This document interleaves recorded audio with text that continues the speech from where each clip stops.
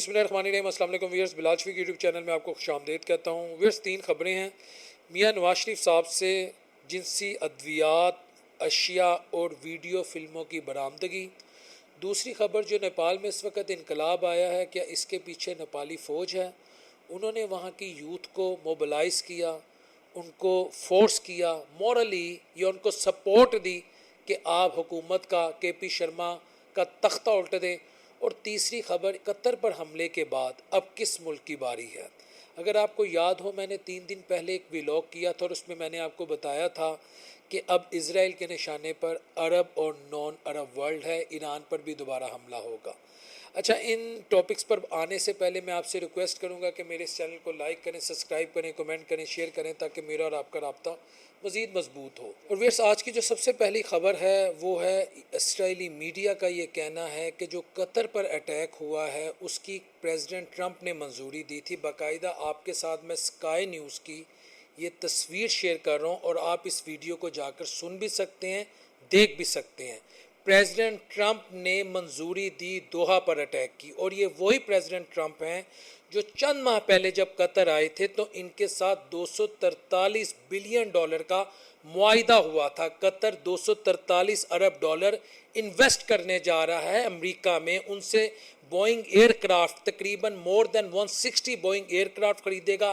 اس کے علاوہ کچھ ڈیفنس ایگریمنٹ تھے، یعنی آسان الفاظ میں $243 ارب وہی قطر جس نے پریزیڈنٹ ٹرمپ کی جھولی میں ڈال دیے، اسی پریزیڈنٹ ٹرمپ نے اسرائیل کو الاؤ کیا، اس کو گرین سگنل دیا کہ تم دوحہ پر حملہ کر دو۔ یہ اسکائی نیوز کی خبر ہے جو میں آپ کے ساتھ شیئر کر رہا ہوں۔ اور اس سے پہلے سعودی عربیہ کو انہوں نے وزٹ کیا تھا، اگر آپ کو یاد ہوگا چند ماہ پہلے پریزیڈنٹ ٹرمپ آئے تھے اور وہاں پر ان کے ساتھ $600 ارب کا ایگریمنٹ ہوا تھا جو محمد بن سلیمان نے پریزیڈنٹ ٹرمپ کے ساتھ کیا تھا، یعنی انہوں نے بھی $600 ارب جو ہے وہ پریزیڈنٹ ٹرمپ کی جھولی میں ڈال دیے۔ $200 ارب $243 ارب جو ہیں وہ قطر نے ان کی جھولی میں ڈال دیے۔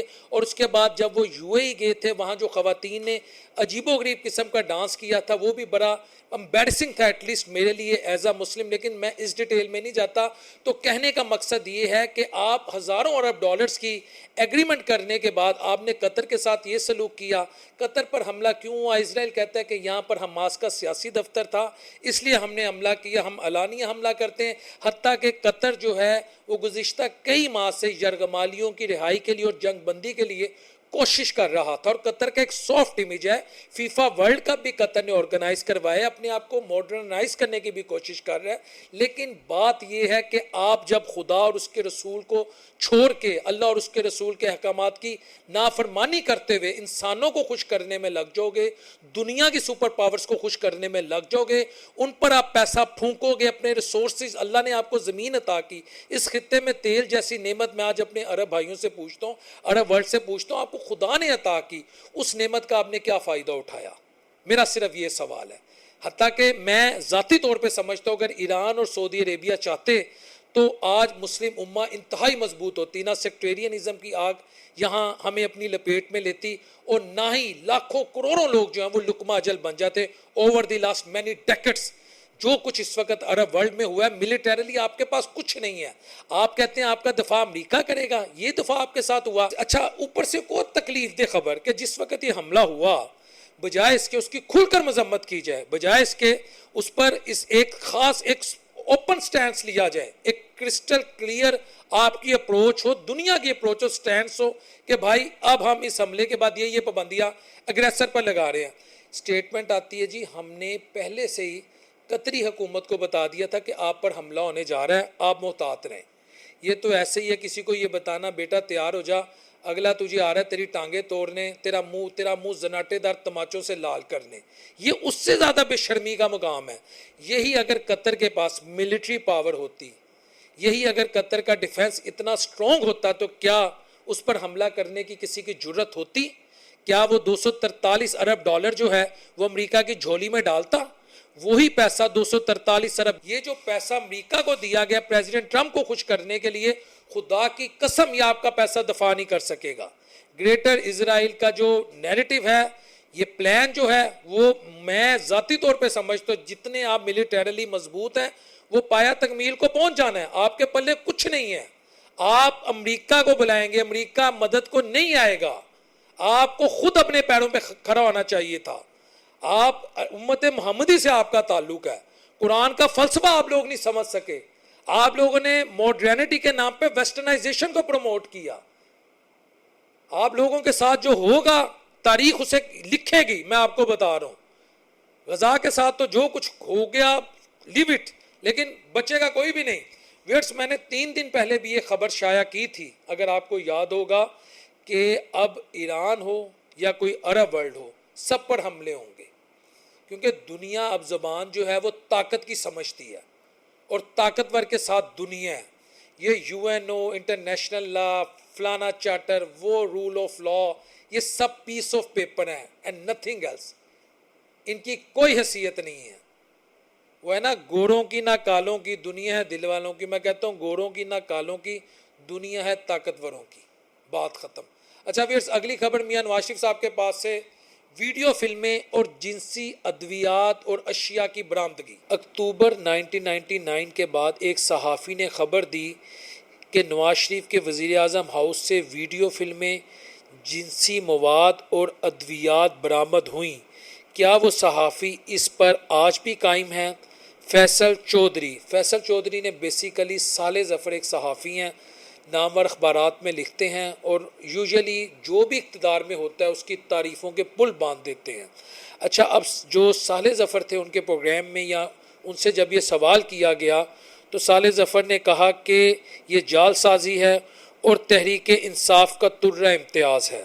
لیکن ساتھ ایک خبر باقاعدہ جو اس اخبار میں پبلش ہوئی, اس اخبار کا میں حوالہ بھی آپ کو دے دیتا ہوں کہ نواز شریف اٹک, جیل منتقل, پرائم منسٹر ہاؤس سے ویڈیو فلمیں اور جنسی اشیاء برآمد.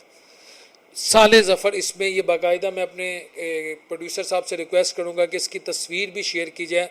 اچھا, اب اس وقت صالح ظفر صاحب کیا کہہ رہے تھے, آج صالح ظفر صاحب کیا کہہ رہے ہیں, اور فیصل چودھری صاحب کا جو لیول ہے, عمران خان صاحب کے وکیل ہیں اور فواد چودھری کے بھائی ہیں. ٹھیک ہے کہ ہر بندے کو حق ہے کہ وہ کوئی بھی بات کسی طرح کی بھی اگر اخلاقی حدود میں رہتے ہوئے بات کرنا چاہے وہ کر سکتا ہے. انہوں نے فیصل چودھری نے جو صالح ظفر کو ایک طرح سے ان کی آنکھیں کھولنے کی کوشش کی, یا ان کو یہ بتایا کہ ماضی میں آپ یہ کہتے تھے میاں نواز شریف صاحب کے بارے میں, آج آپ کی اس حکومت کے بارے میں اپروچ بالکل بدل گئی ہے, آپ نے یو ٹرن لے لیا, تو کیا یہ کھلا تضاد نہیں ہے؟ لیکن میں ذاتی طور پہ سمجھتا ہوں اس طرح کی بات میڈیا پہ نہیں چلنی چاہیے. نواز شریف صاحب کیا یوز کرتے رہے, وہ کیا دیکھتے رہے, کیا نہیں دیکھتے رہے, خان کیا کرتا ہے, میں کیا کرتا ہوں, آپ کیا کرتے ہیں, کرتے بھی ہیں کہ نہیں کرتے.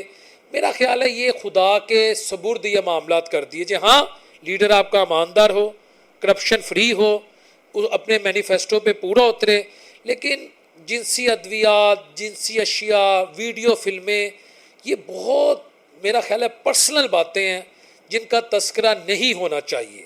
میں اس چیز کی فیور میں نہیں ہوں. تو صالح ظفر کا ماضی جو ہے وہ آج ان کا پیچھا نہیں چھوڑ رہا. اب وہ حکومت کی جتنی مرضی تعریفیں کر لیں, لیکن کیا یہ جو انہوں نے خبر شائع کی تھی انہی لیڈران کے متعلق جن کے آج وہ قصیدے پڑھتے اور سناتے ہیں, کیا وہ اس کو جسٹیفائی کر سکیں گے؟ کیا یہ خبر بھی تحریک انصاف نے جعل سازی سے لگوا دی؟ اس وقت تو عمران خان کی سیاست کو شروع ہوئے صرف 3 سال ہوئے تھے, اور عمران خان اور نواز شریف صاحب کی جو پولیٹیکل رائیولری ہے وہ تو گزشتہ 5-7 سالوں میں زیادہ ہوئی ہے. اس سے پہلے تو مشرف کے دور میں, چیف جسٹس کی تحریک میں, ایون کہ 2013 کے الیکشن سے پہلے بھی ان کے درمیان کوئی ایز سچ پولیٹیکل رائیولری نہیں تھی, بلکہ پیپلز پارٹی اور نون لیگ کی پولیٹیکل رائیولری تھی. اور جتنے کیسز بھی بنائے گئے ایک دوسرے پر 90s کے ایرا میں, یہ پیپلز پارٹی اور نون لیگ نے بنائے تھے. تو اس طرح کی خبروں کے بعد آپ اگر ان لیڈروں کی تعریف کریں گے تو میرا خیال ہے صحافت جو ہے نا وہ زرد ہو جائے گی. میں نہیں کہتا آپ تعریف نہ کریں, پھر آپ کا ماضی کیسا تھا. تو اس لیے کہتے ہیں کہ جتنے بھی صحافی ہیں وہ نہ تو دشمنی میں اتنے آگے جائیں کہ ان فیوچر ان کے پاس اگر وہ آپ کا لیڈر, یا اگر وہ سیاسی جماعت کا لیڈر, آپ کا لیڈر نہ بھی ہو, وہ اگر کچھ اچھا کر رہا ہے تو آپ اس کی اچھائی بھی نہ لکھ سکیں, اور نہ ہی دوستی میں اور بینیفٹس لینے کے چکروں میں اتنے آگے چلے جائیں کہ کل کو آپ کا ضمیر جاگ جائے, آپ کی حب الوطنی جاگ جائے, تو آپ لکھ نہ سکے, آپ کا قلم آپ کا ساتھ نہ دے سکے. یہ تمام صحافیوں کو انکلوڈنگ مائی سیلف, یہ میرا سب کو پیغام ہے اور اپنے آپ کو بھی پیغام ہے. اچھا ویئرس, آج کی جو دوسری خبر ہے وہ ہے نیپال میں. سب کے علم میں ہے کہ ایک انقلاب آیا، کچھ لوگ کہتے ہیں یہ انقلاب لایا گیا. اچھا لائی کون؟ وہ فوج لائی. کیسے لائی؟ اگر آپ نیپال کی ہسٹری دیکھیں تو گزشتہ 17 سالوں میں 15 حکومتیں نیپال میں چینج ہوئی ہیں. میں آپ کو کیا بتا رہا ہوں، over the last 17 years 15 governments have been changed, have been toppled down, have been overthrown in Nepal. اچھا اب 15 حکومتیں 17 سالوں میں چینج ہو جائے تو وہاں پر جو ڈیموکریسی سو کالڈ ہوگی وہ تو فریجائل ڈیموکریسی ہوگی. مختصر آپ کے سامنے نیپال کا احوال رکھ دیتا ہوں کہ ایسا کیوں ہوا، عوام کیوں سڑکوں پہ آئی. حکومت نے سوشل میڈیا پر پابندی عائد کر دی کیونکہ سوشل میڈیا پر جو وہاں کے وزراء ہیں، جو وہاں کی رولنگ ایلیٹ ہے، جو وہاں کی رولنگ کلاس ہے، ان کے بچے جو تھے ان کا جو شاہانہ طرز زندگی تھا وہ اس کو دکھایا کرتے تھے، اس کو ڈسپلے کیا کرتے تھے، اس کو وائرل کیا کرتے تھے. اس پر جب تنقید ہوئی تو 26 ایسے social media platforms including Instagram اور فیس بک ان کو حکومت نے بین کر دیا. اب عام آدمی وہاں پہلے سے ہی تنگ تھا کیونکہ عام آدمی جو ہے اس کو بیسک نیڈز، اس کو کرپشن سے، اس کا برین ڈرین سے، اس کا نیپال کی جو اکانومی سے، نیپال کی گورنمنٹ سے، نیپال کے پولیٹیکل سسٹم سے، نیپال کے جسٹس سسٹم سے، نیپال کے میڈیا سے اس کا اعتبار ختم ہو چکا تھا. یہ واحد انقلاب ہے نیپال میں جس میں اپوزیشن کے لیڈروں کو بھی تھپڑے اور گھوسے پڑے ہیں. ہمیشہ یہی ہوتا ہے کہ حکومت کو یا جو رولنگ ایلیٹ ہوتی ہے اس کو ایک ٹف ٹائم کا سامنا کرنا پڑتا ہے، لیکن یہاں پر کسی کو نہیں چھوڑا گیا. یعنی سارے کا سارا جو سسٹم تھا اس پر سے اعتبار اتر گیا. اور پھر نیپالی فوج نے باقاعدہ ایک سٹیٹمنٹ ایشو کی جس میں انہوں نے کہا کہ this is the time for national unity, for harmony, for peace, let's discuss this matter on table. یہ ان کی طرف سے باقاعدہ نیپالی آرمی کی طرف سے، ان کے اسپوکس پرسن کی طرف سے باقاعدہ یہ سٹیٹمنٹ ایشو کی. اور نیپال کے جو وزیر اعظم کے پی شرما ہیں انہوں نے ریزائن کر دیا. ایون کہ بہت ساری ایسی تصاویر چل رہی ہیں کہ دریاؤں میں، ندی نالوں میں بھی جو نیپالی وزراء تھے جو ہیلمٹ پہن کے چھپے ہوئے تھے، جو عوام سے چھپنا چاہ رہے تھے، ان کو وہاں پر بھی گھوسے مارے گئے، ٹھڈے مارے گئے. نیپال کے فائنانس منسٹر کو سڑکوں پہ گھسیٹا گیا، ان کی پارلیمنٹ کو جلا دیا گیا. یعنی آپ دیکھ لیں کہ نیپالی حکومت جو ہے اس کا تو اعتبار لوگ کھو ہی گئے تھے، نیپال کی اپوزیشن کا بھی پورے کے پورے سسٹم سے اعتبار عوام کو اٹھ گیا. پھر آخر ایسا کیا ہوا کہ نیپال کی عوام کو نہ نیپالی حکومت پہ ٹرسٹ رہا، نہ ہی ان کو وہاں کی اپوزیشن پہ ٹرسٹ رہا. حتیٰ کہ جب بھی کوئی انقلاب آتا ہے یا عوام جب کیوس لاتی ہے، سول وار ہوتی ہے، تو یوزلی جو حکومتی اراکین ہوتے ہیں ان کو ہٹ کیا جاتا ہے، لیکن یہاں پر سب کو ہٹ کیا گیا. اس کی وجہ یہ ہے کہ نیپال کی جو یوتھ ہے اس کے پاس ایجوکیشن ہے لیکن اس کے پاس جاب نہیں ہے، اس کے پاس کیپیبلٹیز ہیں لیکن اپرچونٹیز نہیں ہیں، اس کے پاس ریسورسز ہیں لیکن ایسے مینز نہیں ہیں کہ وہ اپنے ریسورسز کو چینلائز کر سکے. اور وہاں پر سوشل میڈیا پر پابندی اس وجہ سے لگ جائے، 26 سوشل میڈیا کے پلیٹ فارم اس وجہ سے بند کر دیے جائے کہ اس سوشل میڈیا کو جو نیپال کی رولنگ ایلیٹ ہے، جو ان کی پولیٹیکل ایلیٹ ہے، ان کے جو بچے ہیں، بیویاں ہیں، ان کی جو گرل فرینڈز ہیں، یعنی وہ کلاس یوز کرتی ہے اور اس کو جب وائرل کرتی ہے اپنا کنٹینٹ تو یہ لوگ تنقید بھی نہ کر سکے اور اس کو بین کر دیا جائے. تو پھر نیپال کی عوام نکلتی ہے. اور نیپال کی عوام کو اس بات کا بھی خیال ہے کہ بھائی 2023 سے 2024 تک 7 لاکھ نیپالی روٹی کی تلاش میں، روٹی کپڑے مکان کی تلاش میں نیپال چھوڑ کے پرائے ملک چلے گئے، سمندر پار چلے گئے. اور نیپال کی ٹوٹل آبادی 30 ملین ہے، یعنی 3 کروڑ ہے.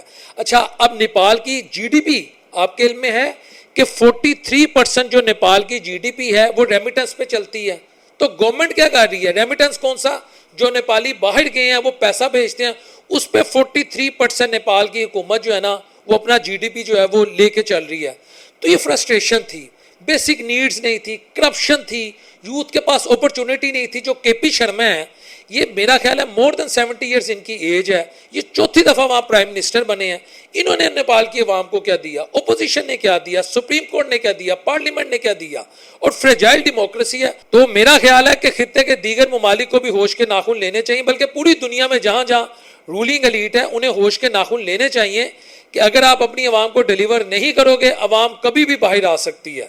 یہ میں خطے کے دیگر ممالک کو بھی کہہ رہا ہوں اور پوری دنیا کے ممالک کو بھی کہہ رہا ہوں کہ آپ کو اپنی عوام کو ڈیلیور کرنا پڑے گا، اس کے علاوہ آپ کے پاس کوئی آپشن نہیں ہے. آپ وقت کو دھکا دے سکتے ہیں لیکن کتنی دیر دیں گے؟